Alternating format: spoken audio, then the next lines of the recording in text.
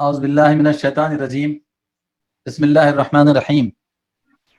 सप्रेम आदाब, अस्सलाम वालेकुम व रहमतुल्लाहि व बरकातुहू।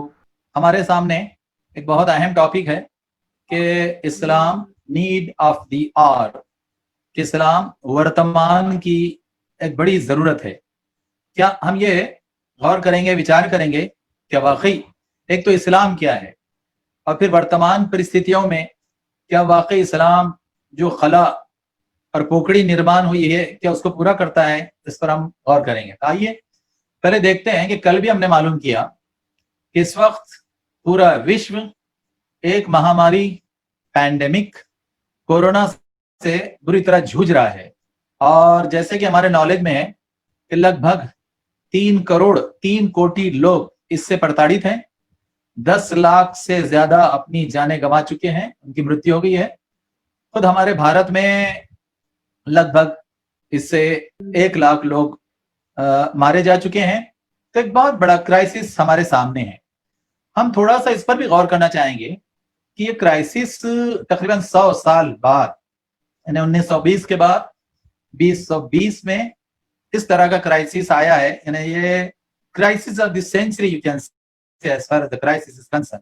यानी ये महामारी एक शतक के बाद आई है और शतकीय महामारी के रूप में इसका परिचय है।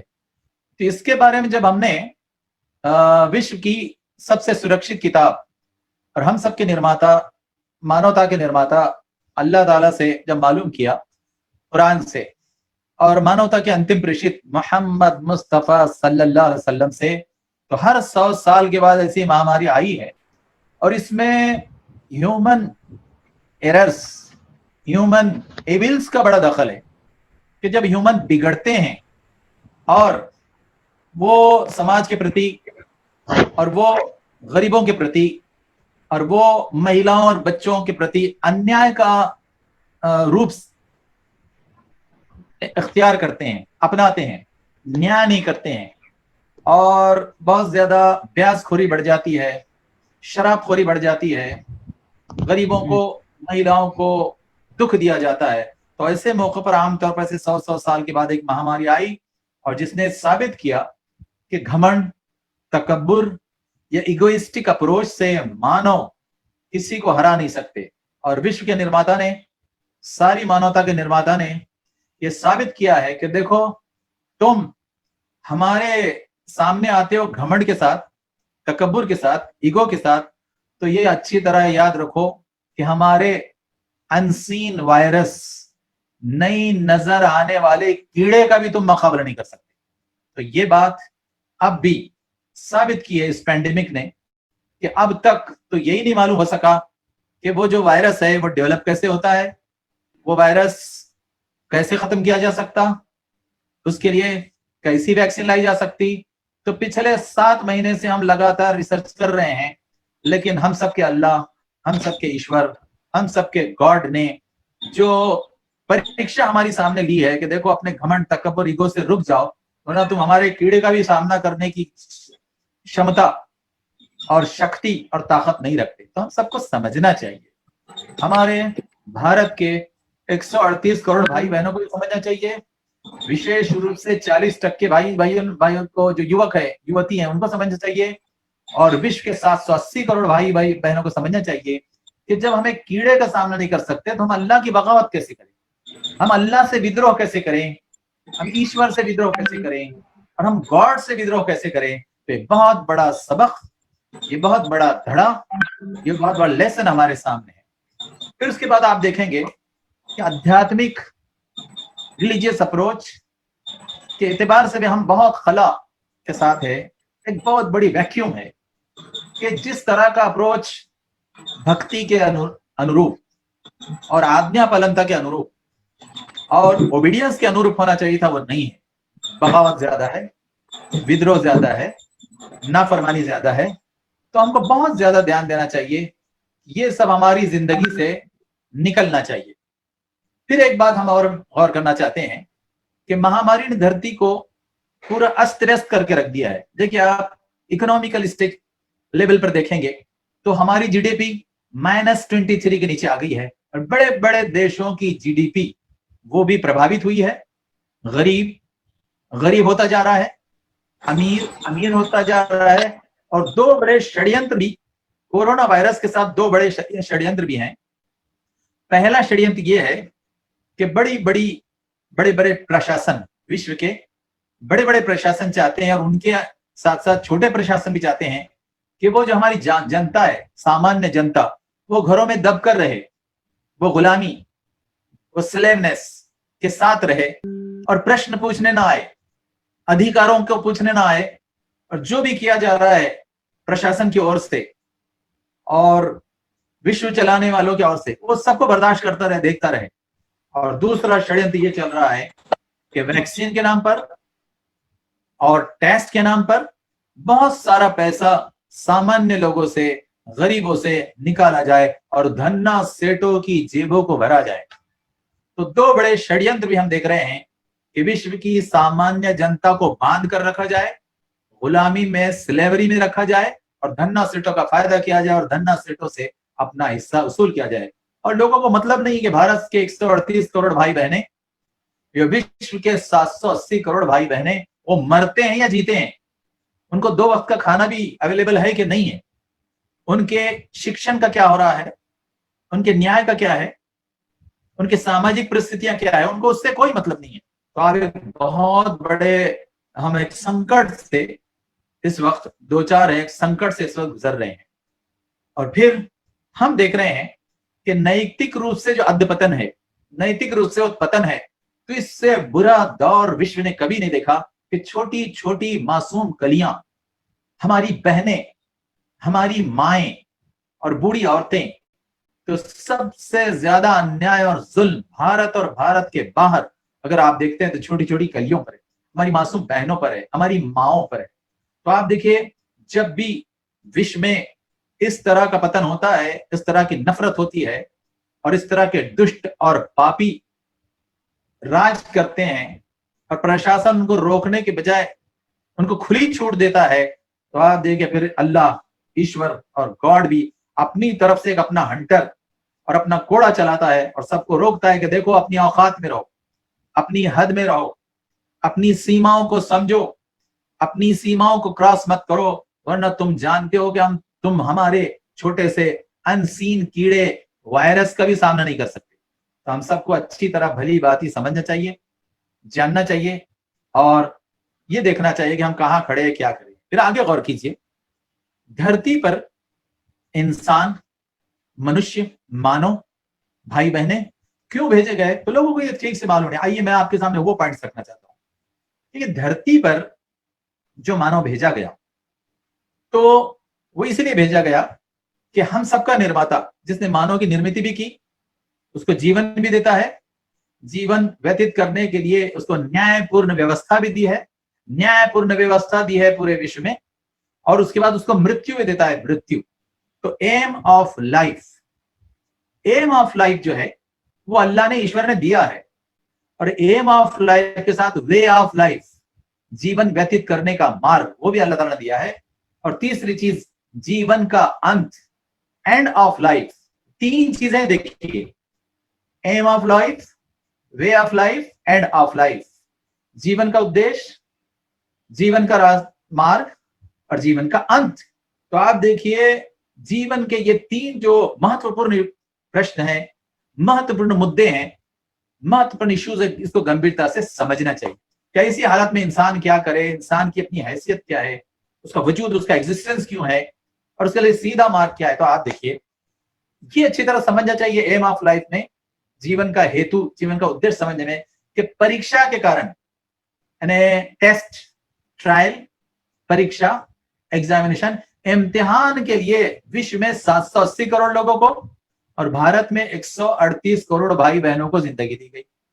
दूसरा सवाल कि वे ऑफ लाइफ क्या है, वे ऑफ लाइफ, तो ये भी अच्छी तरह समझना चाहिए कि वे ऑफ लाइफ इस्लाम है। इस्लाम को धर्म मत समझिए, इस्लाम धर्म नहीं है, इस्लाम वे ऑफ लाइफ है, जीवन व्यतीत करने की पद्धति है, जीवन गुजारने का एक मार्ग है। तो इस तरह से भी हमको इस्लाम को समझना चाहिए।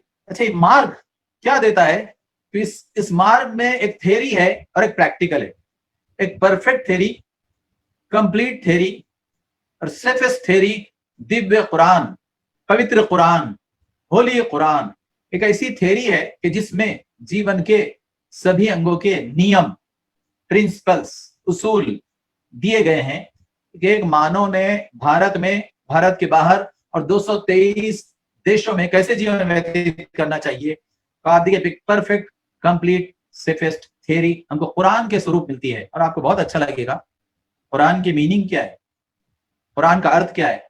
कुरान का अर्थ ही होता है कि ऐसी किताब जिसको बार बार पढ़ा जाए, बार बार पढ़कर सबक दिया जाए, बार बार रीडिंग करके एक लेसन लिया जाए, एक शिक्षण लिया जाए, एक एजुकेशन लिया जाए, प्रिंसिपल मालूम किया जाए। तो कंप्लीट परफेक्ट प्रिंसिपल्स वो इस्लाम में मौजूद है। दूसरी बात कि वे ऑफ लाइफ क्या है। वे of life, way of life में आप देखेंगे कि ये जो दो स्रोत है, एक तो थ्योरी दिव्य कुरान की, दूसरे प्रैक्टिकल मानवता के अंतिम प्रेषित हजरत मोहम्मद मुस्तफा सल्लल्लाहु अलैहि वसल्लम, प्रॉफिट मोहम्मद सल्लल्लाहु अलैहि वसल्लम। तो आप देखिए अकेले प्रॉफिट नहीं है, पहले ऐसे 1,24,000 प्रॉफिट हुए, लेकिन जब मानवता ने अपने अपने युग में उस अवसर की किताबों को भ्रष्ट किया, उस वक्त के प्रेषितों के, पैगंबरों के, प्रॉफिट के जीवन को भ्रष्ट किया, तो अंत में आज से 1400 वर्ष पहले तन 610 ईस्वी सन 610 एडी में हम सबके निर्माता, हम सबके अल्लाह, हम सबके ईश्वर और गॉड ने अंतिम ग्रंथ कुरान अवतरित किया। और वो अंतिम प्रेषित मोहम्मद मुस्तफा सल्लल्लाहु अलैहि वसल्लम पर अवतरित किया, उतारा। हजरत मोहम्मद ने क्या किया सल्लल्लाहु अलैहि वसल्लम ने कि कुरान के अनुसार जीवन वैयक्तिक और सामूहिक कैसे व्यतीत किया जाए, तो एक परफेक्ट प्रैक्टिकल, कंप्लीट प्रैक्टिकल, परिपूर्ण प्रात्यक्षिक, परिपूर्ण प्रात्यक्षिक हजरत मोहम्मद मुस्तफा सल्लल्लाहु अलैहि वसल्लम ने दिया। और तीसरी और अहम बात and of life. End of life क्या है, ये भी अच्छा तरह सारी मानवता को समझना चाहिए कि हमारे जीवन का अंत है। और अंत कब आएगा, कैसे आएगा, कहां आएगा, किसी को भी नहीं मालूम। बड़े से बड़ा लीडर, बड़े से बड़ा डिक्टेटर, और उस बड़े से बड़ा शासक, और बड़े से बड़ा विद्वान, और बड़े से बड़े पैसे वाला और गरीब भी नहीं जानता कि उसका गॉड, उसके ईश्वर, उसके अल्लाह उसको कब कहां मृत्यु दे देंगे।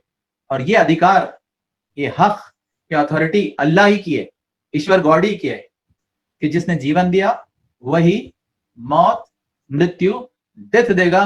तो मर्जी उसकी चलेगी, मर्जी मानवता की नहीं चलेगी, मर्जी व्यक्ति की नहीं चलेगी, मर्जी भाई की नहीं चलेगी, मर्जी बहन की नहीं चलेगी। तो एंड ऑफ लाइफ भी हमारे सामने रहना चाहिए। मैं आखिर में उस पर आऊंगा, लेकिन हमारे सामने स्क्रीन पर एक बहुत अहम क्वेश्चन है कि क्या इस्लाम कंप्लीट सिस्टम ऑफ लाइफ है, क्या इस्लाम एक संपूर्ण जीवन व्यवस्था देता है। तो आप देखिए स्क्रीन पर आप देखेंगे कि 7 भाग है। इस्लामिक जीवन व्यवस्था, Islamic system of life, code of conduct, इस्लामी निजाम जिंदगी की 7 छोटी छोटी व्यवस्था है। पहली क्या है, शिक्षा व्यवस्था, तालीमी निजाम, एजुकेशनल सिस्टम। दूसरी व्यवस्था नैतिक व्यवस्था, मॉरलिटी सिस्टम, अखलाकी निजाम। तीसरी व्यवस्था पारिवारिक व्यवस्था, परिवार व्यवस्था, कुटुंब व्यवस्था, खानदानी निजाम, फैमिली सिस्टम। चौथी व्यवस्था सामाजिक व्यवस्था, सोशल सिस्टम, जिसे कहते हैं समाजी निजाम। और पांचवी व्यवस्था अर्थव्यवस्था, जिसे कहते हैं इकोनॉमिकल सिस्टम, जिसे कहते हैं माशी निजाम। और छठी व्यवस्था है न्याय व्यवस्था, जुडिशियरी, अदालत का, कोर्ट का, न्यायालय की व्यवस्था। और सातवीं व्यवस्था है प्रशासन की व्यवस्था, कि प्रशासन, एडमिनिस्ट्रेशन, हुकूमत किस तरह चलाई जाए। तो ये सारी 7 व्यवस्थाएं थ्योरी कुरान से भी और प्रैक्टिकल मोहम्मद मुस्तफा सल्लल्लाहु अलैहि वसल्लम से परफेक्ट रूप में मिलती है, परफेक्ट रूप में। अब आप गौर कीजिए कि ये जो 7 व्यवस्था हैं बहुत संक्षिप्त में, बहुत कंसाइज में और बहुत कम शब्दों में मैं आपको इसका थोड़ा सा परिचय कराना चाहता हूं। देखिए शिक्षा व्यवस्था में हम सबके निर्माता ने ये बात बताई है कि देखो तुमको शिक्षण जो प्राप्त करना है तो उसके लिए 2 स्रोत है।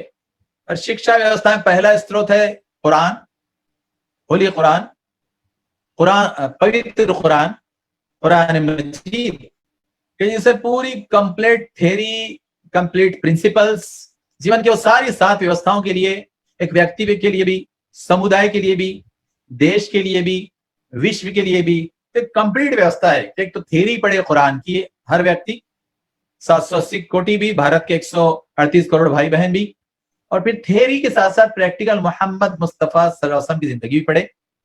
अब ये थ्योरी और प्रैक्टिकल से क्या होता है कि अब एक और शिक्षण लेना है, और वो है पैसे कमाने का शिक्षण, जिसको कहते हैं सेक्युलर एजुकेशन।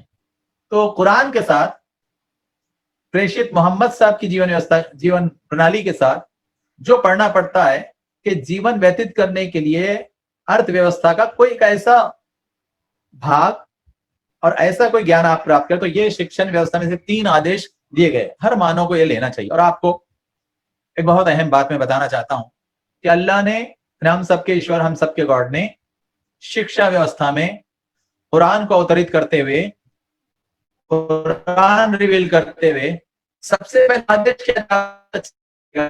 कि सबसे पहला आदेश ही है अरबी शब्द में, जो पहली वर्ष कुरान की जो उतरी धरती पर अल्लाह के पास से, जिब्राइल फरिश्ते दूत के जरिए मानवता के अंतिम प्रेषित मोहम्मद मुस्तफा सल्लल्लाहु अलैहि वसल्लम पर, तो पहला शब्द है इकरा, अरबी में इकरा, उर्दू में पढ़िए, और इंग्लिश में रीड। तो आप देखिए पहले ही शब्द में शिक्षा व्यवस्था का आदेश है, पहले ही शब्द में कुरान की थ्योरी में शिक्षा व्यवस्था का आदेश है। ये पढ़ो, ये समझो, तब तुम्हारे जीवन में और जो 6 व्यवस्था है उसमें कोई कमी और उसमें कोई इस तरह का प्रॉब्लम नहीं रहेगा, कोई समस्या नहीं रहेगी। तो ये बात पहले व्यवस्था में आ गई। दूसरी व्यवस्था देखिए, दूसरी व्यवस्था है नैतिक व्यवस्था, नैतिकता, अखलाक, मोरालिटी। तो नैतिकता, अखलाक, मोरालिटी के 2 बड़े सबक, लेसन जो पवित्र कुरान थ्योरी में और मोहम्मद मुस्तफा सल्लल्लाहु अलैहि वसल्लम के जीवन में मिलते हैं, वो ये है कि देखो, तुम सब एक माँ बाप की औलाद हो, तुम सबके पहले माँ बाप एक ही है, तुम सबके पहले पिताजी का नाम आदम, एडम, आदिम था, और तुम सबकी पहली माताजी का नाम ईव, हवा और हविया था। मैंने आपको बाइबल से भी बताया, कुरान से भी बताया, और चूंकि वेद वगैरह जितनी हिंदू संस्कृति में चीजें मैं सब पढ़ता हूं, तो उसमें भी हमारे पहले बाप का नाम आदिम है, आदिम, और हमारी पहली माँ का नाम हविया है। बाइबल में और जियो लोगों की बुक में हमारे पहले बाप का नाम आदम, एडम, और पहली माँ का नाम ईव है। और अरबी में, उर्दू में हमारे पहले बाप का नाम आदम और पहली माँ का नाम हवा है। आप देखिए सच्चाई कितनी प्रमुख रूप से, खुले रूप से हमारे सामने आई है। नैतिक व्यवस्था की बहुत बड़ी बुनियाद कि तुम्हारे माँ बाप एक ही है, तो आए 138 करोड़ लोग भारत के, तुम भाई बहन हो, और आए 223 करोड़ लोग कंट्री के, 223 देशों के 780 कोटि लोगों, तुम भाई बहन हो, एक माता पिता की संतान हो। याद रखिए 138 करोड़ लोगों को भी SIO और जमात इस्लामी यही कहती है कि सबको यही मानना चाहिए कि हम एक माँ बाप की औलाद है, हम सब आपस में भाई बहन है, हम में ऊंचता नीचता का कोई फर्क नहीं है, अंतर नहीं है। और जो कोई ऊंचता नीचता का फर्क रखता है, फर्क फैलाता है, ऐसा कोई संगठन, ऐसी कोई पार्टी और ऐसा कोई व्यक्ति, तो उससे बड़ा दुष्ट दुनिया में कोई भी नहीं है। तो ये सच्चाई अच्छी तरह से समझिए कि ये बात नैतिक व्यवस्था में हम सबके निर्माता ने बताई है कि तुम सबके माँ बाप एक ही है, भाई बहनों की तरह रहो। अच्छा सिर्फ रहो मत, और क्या करो, मृत्यु तक, यानी हर व्यक्ति को, भाई बहन को क्या करना पड़ेगा कि मृत्यु तक उसको एक दूसरे से प्रेम करना है। यानी भारत के 138 करोड़ भाई बहनों को, 40 करोड़ लड़के लड़कियों को, और पूरे विश्व के 780 करोड़ भाई बहन, एक दूसरे से मृत्यु तक प्रेम करना है भाई बहन की तरह। और सिर्फ प्रेम ही नहीं करना है, बल्कि समाज सेवा करना है। उर्दू में कहते हैं खिदमत खल्क, इंग्लिश में कहते हैं सोशल सर्विस। तो 2 आदेश नैतिक व्यवस्था में हमको मिलते हैं कि देखो, एक दूसरे के भाई बहन हो, एक माँ बाप की औलाद हो, तो एक दूसरे से मृत्यु तक प्रेम भी करो और एक दूसरे की मृत्यु तक सेवा भी करो। अच्छा, दूसरा बहुत कमाल का नैतिक व्यवस्था में एक उसूल मिलता है, प्रिंसिपल मिलता है कि दुख दुनिया में जो भी काम करो, जो भी कर्म करो, अर्थव्यवस्था में जो भी कर्म करो, तो वो होना चाहिए ईमानदारी के साथ, और वो होना चाहिए ईमानदारी को जिसे कहते हैं नैतिकता के साथ, और जिसे कहते हैं ऑनेस्टी के साथ, ऑनेस्टी के साथ। तो ये बहुत बड़ा नियम नैतिक व्यवस्था में दिया गया। और आइए तीसरी जो व्यवस्था है पारिवारिक व्यवस्था या कुटुंब व्यवस्था या फैमिली सिस्टम या खानदानी निजाम। क्या बड़ी बात, हम सबके अंतिम प्रेषित, मानवता के अंतिम प्रेषित, भारत के 138 करोड़ भाई बहनों के अंतिम प्रेषित और विश्व के 780 करोड़ लोगों के अंतिम प्रेषित मोहम्मद मुस्तफा से बताया कि देखो, अरे परिवार में समझो कि तुम्हारी माँ का अधिकार क्या है।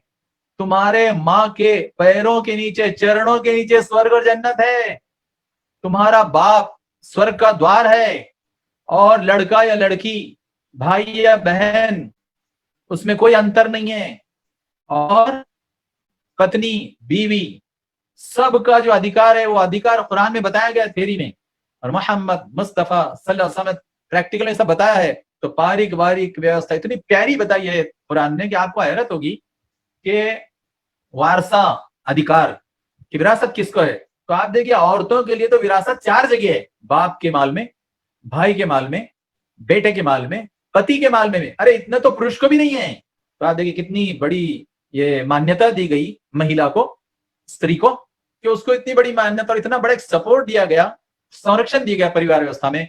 और जाहिर है कि हमारे परिवार बिगड़ते इसलिए हैं कि माँ का स्थान ठीक से नहीं है, बहन का ठीक से नहीं है, पत्नी का ठीक से नहीं है, और लड़की का ठीक से स्थान नहीं दिया गया। तो एक जबरदस्त परिवार व्यवस्था हम सबके निर्माता अल्लाह ने और हम सबके अंतिम रशीद मोहम्मद मुस्तफा साहब ने दिया संपूर्ण जीवन व्यवस्था के रूप में, कंप्लीट सिस्टम ऑफ लाइफ की व्यवस्था।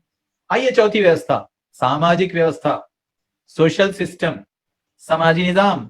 तो याद रखिए, बात सिर्फ घर वालों की नहीं है, बल्कि हम सबके अंतिम रशीद मोहम्मद मुस्तफा सल्लल्लाहु अलैहि वसल्लम ने तो ये बात बताई है कि देखो, तुम्हारे जो पड़ोसी है, पड़ोसी, और तुम्हारे जो नेबर्स हैं, नेबर्स, उनका भी इतना अधिकार है कि अगर 40 घरों तक तुम्हारे अतराफ में कोई भूखा रहता है तो तुमसे पूछा जाएगा कि वो भूखा क्यों है, वो पीड़ित क्यों है, वो प्रताड़ित क्यों है, उसके बाद दुख क्यों है, तुमने क्यों नहीं फूल की पंखड़ी के अनुरूप थोड़ा सा हिस्सा बांटा क्यों नहीं। तो आप देखिए कितनी जबरदस्त समाज व्यवस्था। और याद रखिए, समाज व्यवस्था में यह भी कहा गया कि वो तो मुसलमान हो ही नहीं सकता कि जो खुद तो बहुत मजे में रहे लेकिन पड़ोसी के बारे में ना सोचे, पड़ोसी के अधिकार के बारे में ना सोचे, और उसका पड़ोसी और उसका नेबर उससे प्रताड़ित होता हो।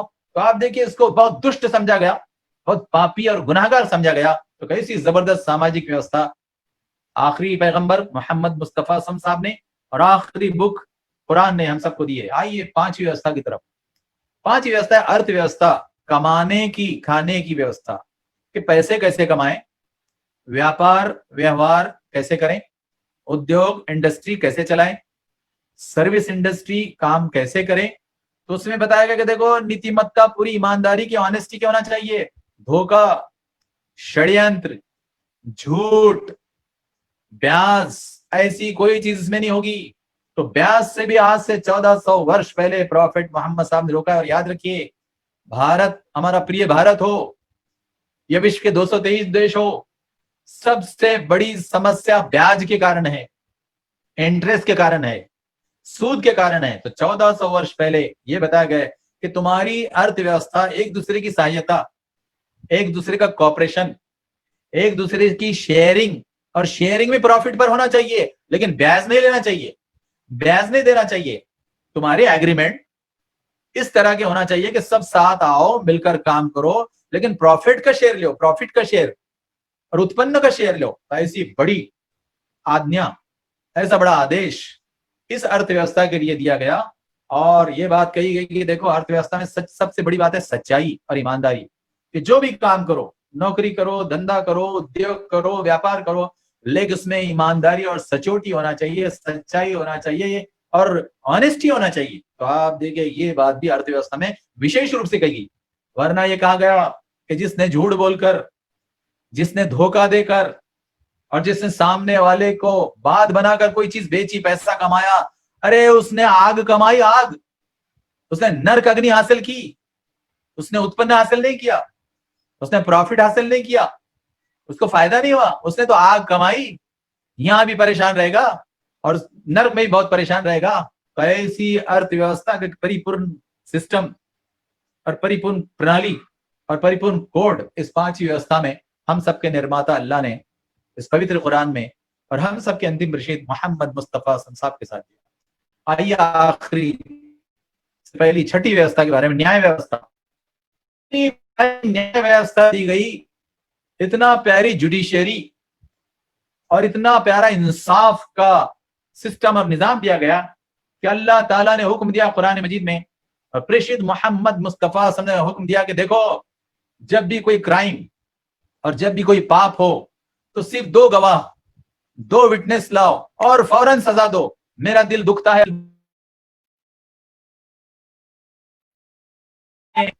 उनको नुकसान पहुंचाया जा रहा है। अरे याद रखिए, अल्लाह ने क्या आदेश दिया था कि किसी छोटी बच्ची से लेके बड़ी बहन और मां तक भी अगर कोई ऐसा दुष्ट व्यवहार करेगा तो उसको शहर के बीचों बीच लाओ, उसको तुरंत पकड़कर शहर के बीचों बीच लाओ और एक तेज तलवार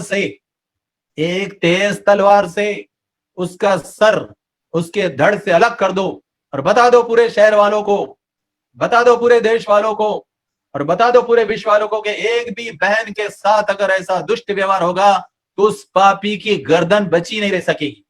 तो इतना प्यारा निजाम और इतना प्यारा इंतजाम हम सबके अल्लाह और हम सबके ईश्वर ने दिया है। लेकिन आप देखिए कि जब उस निजाम को नहीं लाया गया, तो देखिए हमारा इतना प्यारा भारत का समाज, मध्य प्रदेश का समाज हो या महाराष्ट्र का और यूपी का हो, यूपी के बारे में तो क्या कहा जाए, और विश्व का समाज हो, वो दुखों से भर गया। और कितनी बड़ी दादागिरी, एक तो गरीबों पर, लड़कियों पर, दुखियों पर जुल्म किया जाता है, अन्याय किया जाता है और उसके बाद न्याय मांगने वालों को रोका जाता है, न्याय की बात बताने वालों को रोका जाता है और न्याय मांगने वालों के मुंह बंद किए जा रहे हैं। तो ये सब इसलिए हुआ कि हमने एक अल्लाह की बात नहीं मानी, हमने अंतिम प्रेषित की बात नहीं मानी। और वो एक जो परिपूर्ण जीवन व्यवस्था है जो हम सब के निर्माता अल्लाह ने, जो हम सब के अंतिम प्रेषित मोहम्मद साहब ने दी, वो नहीं दी। वरना मैं आपको चलिए आज का उदाहरण देता हूं कि भारत में एक छोटे शहर में जितने बलात्कार होते हैं, यानी एक 10,000 के भी गांव में जितने बलात्कार होते हैं, याद रखिए 4 करोड़ के सऊदी अरब में उतने बलात्कार नहीं होते।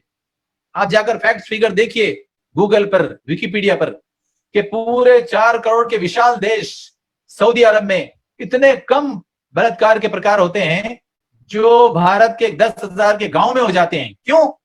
इसलिए कि वहां पर कड़क कानून है अल्लाह का, वहां कड़क कानून है हम सब के अंतिम प्रेषित, प्यारे प्रेषित मोहम्मद मुस्तफा सल्लल्लाहु अलैहि वसल्लम का, कि जैसे कोई पापी दुष्ट व्यवहार करेगा हमारी किसी बच्ची और बहन के साथ तो उसको खड़े चौक में लाकर मारा जाएगा। हमारी भी यही मांग है, ईसाइयों की यही डिमांड है, जमात इस्लामी की यही डिमांड है। और आपको खुशी होगी कि हमारे कई हिंदू संगठनों ने भी यही कहा है कि इस्लाम का जो आदेश है महिलाओं पर अत्याचार के बारे में वो भारत में लाना चाहिए। कई हिंदू संगठनों के लीडरों ने ये बात कही है, कितना प्यारा आदेश अल्लाह ताला ने दिया है, तो वही आदेश हमको यहाँ भारत में चलाना चाहिए ताकि यह हजारों और लाखों की तादाद में हमारी जो बहनें प्रताड़ित हो रही हैं तो वो बहनें प्रताड़ित नहीं होंगी। तो आदि कितनी प्यारी न्याय व्यवस्था लाई गई। और अंत में 7वीं व्यवस्था प्रशासन व्यवस्था में आपको बताना चाहता हूं कि प्रशासन व्यवस्था में हम सब के अल्लाह, ईश्वर गॉड, हम सब के अंतिम प्रेषित, मानवता के अंतिम प्रेषित, पूरे विश्व के अंतिम प्रेषित और पूरे विश्व के लिए उपकार करने वाले, रहमत और दिखाने वाले मोहम्मद मुस्तफा सल्लल्लाहु अलैहि वसल्लम ने जो प्रशासन व्यवस्था दी थी, उस क्या दी थी? उन्होंने कहा कि कोई राजा नहीं होगा, कोई प्रेसिडेंट नहीं होगा, वो मजदूर की तरह रहेगा, मजदूर की तरह थोड़ी सी सैलरी और पगार लेगा, मजदूर की तरह सामान्य लोगों के दरमियान में रहेगा और मजदूर की तरह रहते हुए 24 घंटे सारी मानवता की सेवा करेगा। आप देखिए आज हमारे शासनकर्ताओं को हम देखते हैं कि आज कोई उनको बात नहीं कर सकता, आज कोई इनके नजदीक आसानी से जा नहीं सकता, आज उनसे कोई पूछ नहीं सकता कि बलात्कार क्यों हो रहे हैं और आप उनको क्यों नहीं रोक रहे हैं और आपका शासन क्या कर रहा है, पुलिस क्या करे, आप आसानी से पूछ नहीं सकते, बल्कि पूछने वालों को रोक दिया जाता है, मीडिया को रोक दिया जाता है, अपोजिशन को रोक दिया जाता है और रोकने वालों को ये धमकी दी जाती है कि देखो कुछ दिन तो न्यूज में आ जाओगे, लेकिन बाद में सामना हमसे है, इसलिए ऐसी बातें उड़ाओ मत। तो ये धमकियां प्रताड़ित होने वालों को दी जाती है, प्रताड़ित होने वाले खानदानों को, हमारी भाई बहनों को दी जाती है, बूढ़ों को दी जाती है। तो आप देखिए ऐसी प्रशासन व्यवस्था में जी रहे हैं। तो आज भारत को भी, हमारे 138 करोड़ भाई बहनों को भी, और पूरे विश्व के 223 देशों के जनता को इसकी जरूरत है कि ऐसी प्रशासन व्यवस्था लाई जाए जो हजरत मोहम्मद मुस्तफा साहब ने लाई थी। आप देखिए हजरत मोहम्मद साहब का क्या न्याय था। एक उदाहरण सुनिए। एक मर्तबा ये हुआ कि जो आपका कैपिटल था हजरत मोहम्मद साहब का मदीना, तो हजरत मोहम्मद सल्लल्लाहु अलैहि वसल्लम के कैपिटल में एक मर्तबा एक औरत ने एक सोने का हार चुरा लिया, और इत्तेफाक से उसका नाम फातिमा था। तो कुछ लोगों ने, जो फातिमा के खानदान वाले थे, परिवार वाले थे, और बड़े लोग थे, पैसे वाले लोग थे, तो उन्होंने क्या कहा, एक बच्चे को भेजा, बच्चे को। और हजरत मोहम्मद साहब जो उस वक्त के शासक, दुनिया के सबसे अच्छे शासक, दुनिया के सबसे ज्यादा दयालु शासक, उनके पास भेजा और कहा कि अय मोहम्मद सल्लल्लाहु अलैहि वसल्लम, वो जो औरत है जिसने सोने का हार चुराया है, फातिमा, तो बड़े घर की है, तो क्या ऐसा नहीं हो सकता कि आप उसको माफ कर दो? चोरी में जो आप ये करते हैं कि एक हाथ काटते हैं, एक हाथ चोरी में आप जो करते हैं अल्लाह के हुक्म से एक हाथ काटते हैं, तो उसका हाथ ना काटो और कुछ जुर्माना ले लो। आप देखिए इतना हिस्टोरिकल, इतना तारीखी और इतना ऐतिहासिक जवाब। हम सबके अंतिम प्रेषित, मानवता के अंतिम प्रेषित, मानवता के आखिरी रसूल, मानवता की कंपैशनेट रसूल मोहम्मद मुस्तफा सल्लल्लाहु अलैहि वसल्लम दिया। उन्होंने कहा था कि देखो वो फातिमा तो दूसरी है, बाहर की है, लेकिन मेरी बेटी फातिमा, हजरत मोहम्मद कह रहे हैं, प्रशासक कह रहे हैं, और 10 लाख स्क्वायर माइल्स पर राज्य करने वाले प्रॉफिट कह रहे हैं कि अगर मेरी बेटी फातिमा ने भी वो हार चोरी किया होता तो मैं उसका भी हाथ काट देता। देखिए ऐसा प्रशासन चाहिए। ऐसे कोई प्रशासन नहीं चलेंगे भारत में और भारत के बाहर कि मेरी पार्टी का है, बड़ा आदमी है, मुझे उससे मत मिलते हैं, मुझे उससे पैसा मिलता है, तो मैं तो उससे पर्दा आड़ करूंगा। तो आप देखिए ऐसा नहीं करना चाहिए भारत में किसी प्रशासक को, किसी राज्य में, और 223 देश में किसी को ऐसा नहीं करना चाहिए। तो ऐसा प्यारा आदेश, ऐसा प्यारा संदेश और ऐसा प्यारा आदर्श और उदाहरण हम सबके आखिरी प्रेषित मोहम्मद मुस्तफा सल्लल्लाहु अलैहि वसल्लम ने दिया था।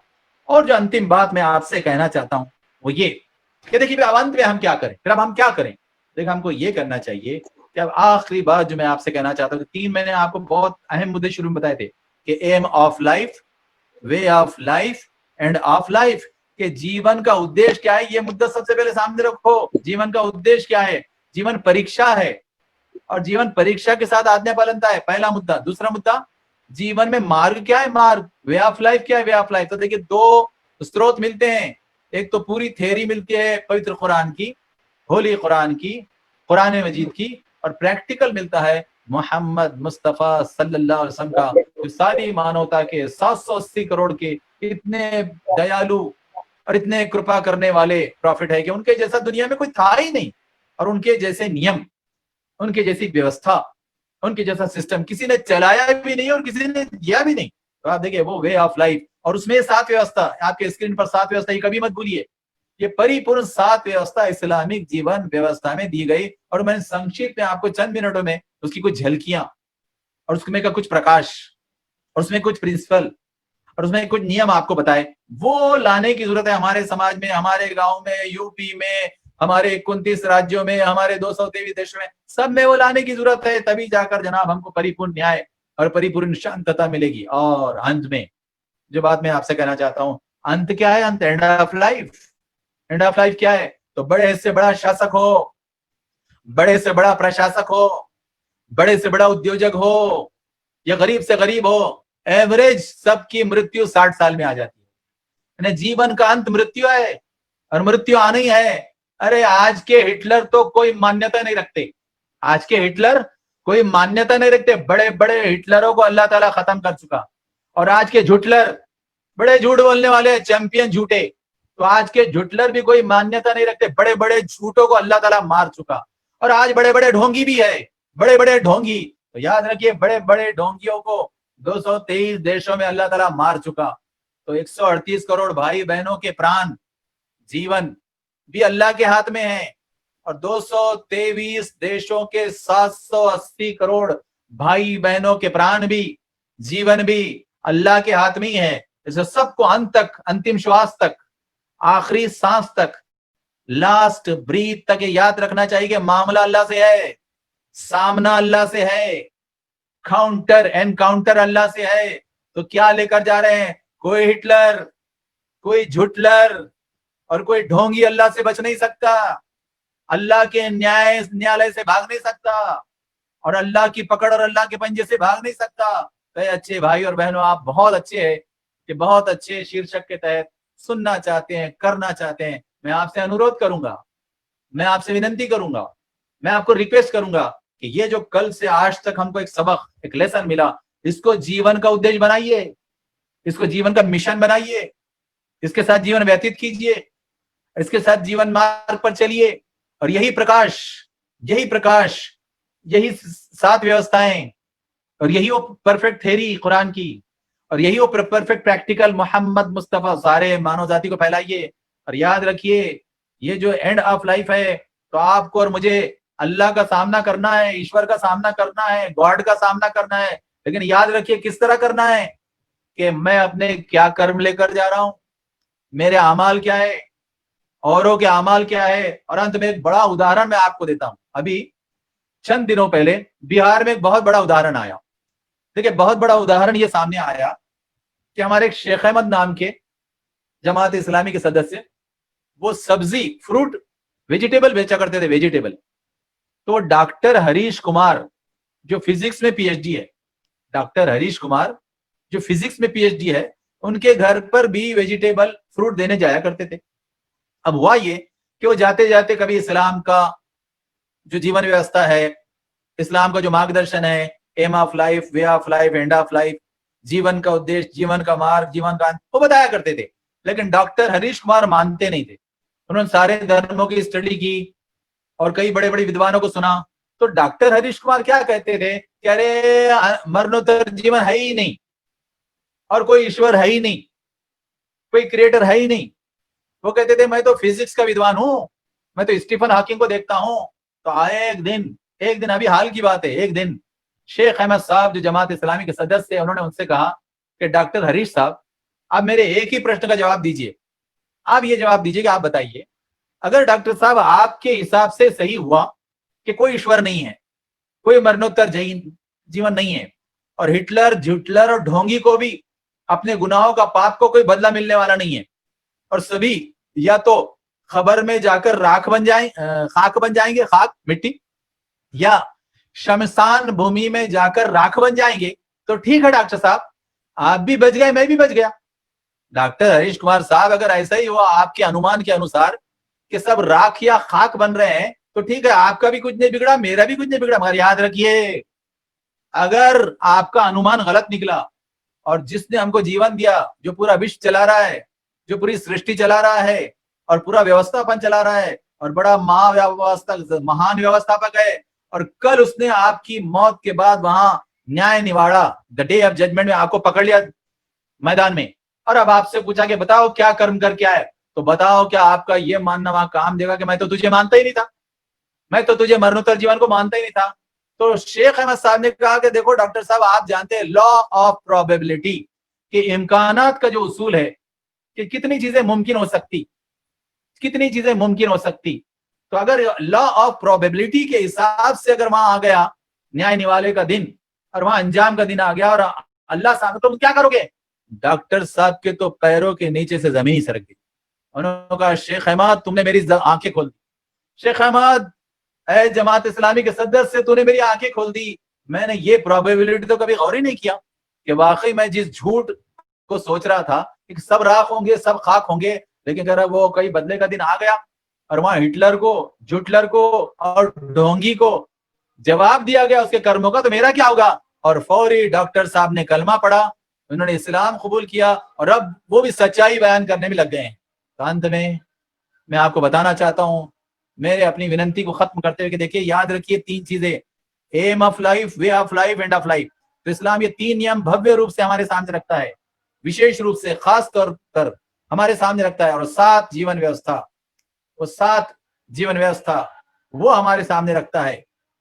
तो आप देखिए, इसको आप अच्छी तरह सामने रखिए। और अंत में मैं एक आपसे विनंती करना चाहता हूं। देखिए, SIU के जो हमारे भाई है बहन हैं, जमात इस्लामी के जो भाई बहन हैं, आप इनका नंबर लीजिए, इनके एड्रेस लीजिए, और जब भी आपको वो जो परफेक्ट, प्यूरेस्ट और कंप्लीट थ्योरी है कुरान की वो पढ़ना है, तो हिंदी में, इंग्लिश में, उर्दू में फ्री गिफ्ट बोलकर ये आपको देंगे। और जिसको भी हम सबके, आपके, मानव जाति के अंतिम ऋषि मोहम्मद मुस्तफा सल्लल्लाहु अलैहि वसल्लम की पवित्र जीवनी पढ़ना है, हिंदी में, इंग्लिश में, उर्दू में, तो वो भी हमारे SIU के भाई, GIO की बहनें और जमात इस्लामी के भाई आपको फ्री ऑफ कॉस्ट देंगे। इसलिए कि हम हमारी ये जिम्मेवारी समझते हैं कि हम सबको जो ये नेमत मिली है और ये बाउंटी मिली है, ये बोन मिला है कि हम तक तो ये मिल गया बाप दादा के जरिए, तो हम सबका ये कर्तव्य है कि हम पूरे भारतवर्ष के 138 करोड़ भाई बहनों तक इसको पहुंचाएंगे। और हमारे कर्तव्य है कि पूरे विश्व के 223 देशों के 780 करोड़ भाई बहनों इसको पहुंचाएंगे। अंत में मैं आप सबको बहुत बहुत धन्यवाद देते हुए, आप सबका बहुत शुक्रिया अदा करते हुए, आप सबका बहुत थैंकफुल रहते हुए अपनी इस टूटी फूटी विनंती को यहाँ पर विराम देता हूँ, रोकता हूँ। आप सबका बहुत बहुत धन्यवाद। जज़ाकहुमुल्लाहु खैरा। बहुत बहुत शुक्रिया